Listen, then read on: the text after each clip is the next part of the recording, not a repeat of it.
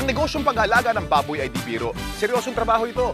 Pero kung ikaw ay handang magsumikap at magtiyaga, magandang kabuhayan ang dulot ng babuyan.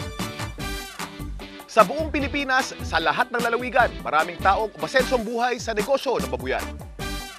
Kaagapay sa tagumpay ang Pigrolac at Univet. Malaki na itutulong ng Pigrolac Hog Feeds at Univet products sa pagpapalaki ng negosyo. O Mari Rosario, kwento mo naman katas na babuyan mo. Katas ng babuyan? Parang hindi yata magandang tunog nun. Ibig kong sabihin, bunga ng tagumpay ng negosyong babuyan. Okay. Bago ako nag-alaga ng baboy noon, simpleng housewife lang ako. Parang ikaw noon, wala akong ibang alam na gawin.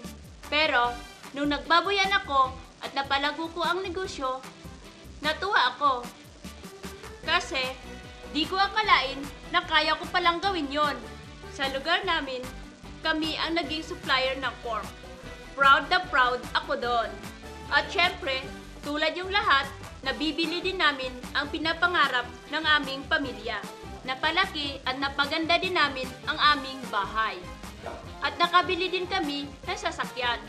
Pero higit sa lahat, nagkaroon din ako ng paniwala sa kakayahan ko.